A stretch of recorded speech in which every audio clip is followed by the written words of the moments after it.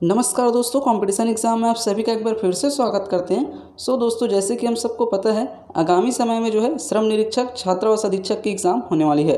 तो दोस्तों, इस बात को ध्यान में रखते हुए आज के इस वीडियो में हम प्रैक्टिस सेट 4 लेकर आए हैं, जिसमें हम भारतीय सामान्य ज्ञान के बहुत ही महत्वपूर्ण प्रश्नों को कवर करने वाले हैं। तो चलिए दोस्तों, बिना देरी के आज के इस वीडियो को हम स्टार्ट करते हैं। दोस्तों, इसके पहले भी मैंने छत्तीसगढ़ सामान्य ज्ञान, छत्तीसगढ़ विशिष्ट अध्ययन, छत्तीसगढ़ समसामयिकी, भारतीय सामान्य ज्ञान, कंप्यूटर, इन सभी से संबंधित वीडियो बनाकर इस चैनल में अपलोड कर दिए हैं।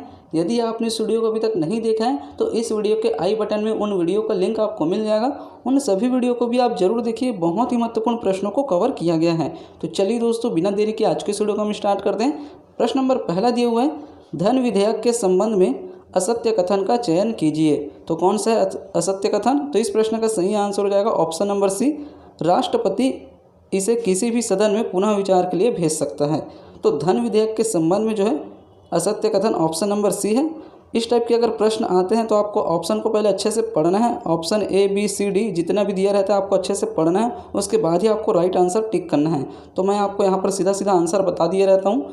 धन विधेयक के संबंध में असत्य कथन जो है ऑप्शन नंबर सी, राष्ट्रपति इसे किसी भी सदन में पुनः विचार के लिए भेज सकता है। चलिए दोस्तों, बढ़ते हैं अगले प्रश्न की ओर। प्रश्न नंबर दूसरा दिया हुआ है, अविश्वास प्रस्ताव के कारण सर्वप्रथम किस प्रधानमंत्री को अपने पद से त्याग पत्र देना पड़ा? तो कौन सा प्रधानमंत्री है? तो इस प्रश्न का सही आंसर हो जाएगा option number C, Morarji Desai. अविश्वास प्रस्ताव के कारण सर्वप्रथम जो है मोरारजी देसाई को जो है अपने पद से त्याग पत्र देना पड़ गया था। तो ये बहुत ही ज़्यादा इंपॉर्टेंट क्वेश्चन है। इस टाइप के जो है हट के प्रश्न परीक्षा में पूछ सकते हैं, तो ऐसे प्रश्नों को आप पढ़िए। चलिए दोस्तों, बढ़ते हैं अगले प्रश्न की ओर। प्रश्न नंबर 3 दिया हुआ है, मंत्रिमंडलीय पद्धति को दृष्टिगत करते हुए राज्य रूपी जहाज का स्टीयरिंग व्हील किसके द्वारा कहा गया? तो किसके द्वारा कहा गया? तो इस प्रश्न का सही आंसर हो जाएगा ऑप्शन नंबर बी, मयूर। मंत्रिमंडलीय पद्धति को दृष्टिगत करते हुए राज्य रूपी जहाज का स्टीयरिंग व्हील जो है मयूर के द्वारा कहा गया। तो इस प्रश्न का सही आंसर हो जाएगा ऑप्शन नंबर बी, मयूर के द्वारा जो है स्टीयरिंग व्हील कहा गया। चलिए दोस्तों, बढ़ते हैं अगले प्रश्न की ओर। प्रश्न नंबर 4 दिया हुआ है, शिक्षा संस्थानों की स्थापना और प्रशासन करने का अल्पसंख्यक वर्गों का अधिकार भारतीय संविधान के किस अनुच्छेद में वर्णित है? ये भी बहुत ही ज़्यादा इंपॉर्टेंट क्वेश्चन है। तो इस प्रश्न का सही आंसर हो जाएगा ऑप्शन नंबर सी, अनुच्छेद 30। शिक्षा संस्थानों की स्थापना और प्रशासन करने का अल्पसंख्यक वर्गों का अधिकार जो है भारतीय संविधान के अनुच्छेद 30 में वर्णित है। तो अनुच्छेद से भी काफ़ी ज़्यादा प्रश्न पूछे जाते हैं। तो इस प्रश्न का सही आंसर ऑप्शन नंबर सी। चलिए दोस्तों, बढ़ते हैं अगले प्रश्न की ओर।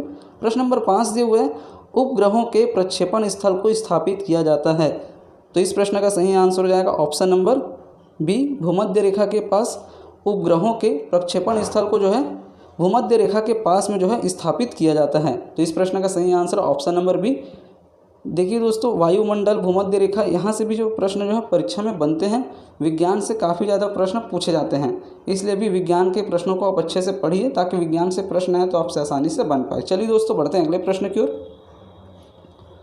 प्रश्न नंबर 6 दिए हुए हैं, नाभिकीय रिएक्टर में मंदक के रूप में किसका प्रयोग किया जाता है? तो किसका प्रयोग किया जाता है? तो इस प्रश्न का सही आंसर हो जाएगा ऑप्शन नंबर ए, भारी जल का। नाभिकीय रिएक्टर में, याद रखेंगे, नाभिकीय रिएक्टर में किसके रूप में बोल रहे हैं? मंदक के रूप में। इसको आप याद रखेंगे, यहाँ पर आप लोग कन्फ्यूजन हो जाते हैं। मंदक के रूप में किसका प्रयोग किया जाता है? तो भारी जल का जो है मंदक के रूप में प्रयोग किया जाता है। तो इस प्रश्न का सही आंसर हो जाएगा ऑप्शन नंबर ए। विज्ञान से भी जो है कुछ ऐसे टॉपिक है जहाँ से बार बार प्रश्न बनते हैं, जैसे कि मैंने अभी वायुमंडल से संबंधित प्रश्न को बताया, और ये जो है नाभिकीय, यहाँ से प्रश्न आते ही हैं। चलिए दोस्तों, बढ़ते हैं अगले प्रश्न की ओर। प्रश्न नंबर 7 दिए हुए हैं, नागरिकों के लिए समान सिविल संहिता को किस अनुच्छेद के अंतर्गत रखा गया है? तो कौन से अनुच्छेद के अंतर्गत रखा गया है? तो इस प्रश्न का सही आंसर हो जाएगा ऑप्शन नंबर डी, अनुच्छेद 44। नागरिकों के लिए समान सिविल संहिता को अनुच्छेद 44 के अंतर्गत रखा गया है। तो इसको आप याद रखेंगे। प्रश्न पूछ रहा है नागरिकों के लिए समान सिविल संहिता, ये जो है इस टाइप के शब्द को आप याद रखेंगे कि समान सिविल संहिता की बात हो रहा है, मतलब किस अनुच्छेद में आएगा? अनुच्छेद 44। इस टाइप से आप थोड़ा सा लॉजिक लगा के इसको पढ़ सकते हैं। चलिए दोस्तों, बढ़ते हैं अगले प्रश्न की ओर। प्रश्न नंबर 8 दिए हुए हैं, राष्ट्रीय अनुसूचित जनजाति आयोग के अध्यक्ष का कार्यकाल कब तक होता है? तो कब तक होता है? ये जो है निश्चित नहीं है। ऑप्शन नंबर ए इसका राइट आंसर हो जाएगा, निश्चित नहीं है। वह भारत के राष्ट्रपति के प्रसाद पर्यंत पद पर बने रहते हैं। इसको आप याद रखेंगे। राष्ट्रीय अनुसूचित जनजाति आयोग के अध्यक्ष का कार्यकाल जो है निश्चित नहीं है, वह भारत के राष्ट्रपति के प्रसाद पर्यंत पद पर बने रहते हैं। इसको आप याद रखेंगे। चलिए दोस्तों बढ़ते हैं अगले प्रश्न की ओर। प्रश्न नंबर 9 दिया हुआ है, केंद्रीय मंत्री के वेतन एवं भत्ते किसके द्वारा निर्धारित किए जाते हैं? तो किसके द्वारा निर्धारित किए जाते हैं, ये भी बहुत ही ज़्यादा इंपॉर्टेंट क्वेश्चन है। काफ़ी बार जो है कई सारे एग्जाम में रिपीट हो चुके हैं। तो इस प्रश्न का सही आंसर हो जाएगा ऑप्शन नंबर सी, संसद द्वारा। केंद्रीय मंत्री के वेतन एवं भत्ते, तो वेतन एवं भत्ते किसके द्वारा निर्धारित किए जाते हैं? तो आपको याद रखना है संसद द्वारा निर्धारित किए जाते हैं। इस टाइप के भी प्रश्न में आपको कन्फ्यूज़न नहीं होना है, ऑप्शन को अच्छे से पढ़ना है, उसके बाद ही राइट आंसर देना है। चलिए दोस्तों बढ़ते हैं अगले प्रश्न की ओर।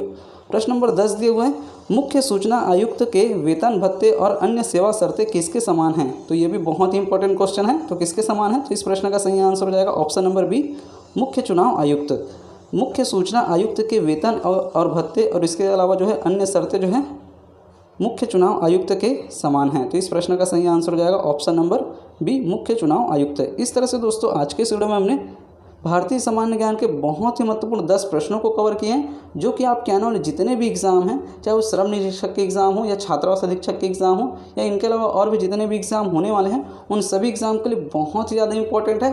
यहाँ से प्रश्न जो है बनते हैं। हमने जिस टॉपिक के प्रश्नों को कवर किया है, यहाँ से प्रश्न परीक्षा में पूछे ही जाते हैं, इसलिए ऐसे टॉपिक को आप अच्छे से कवर करिए और ऐसे प्रश्नों के टच में रहिए।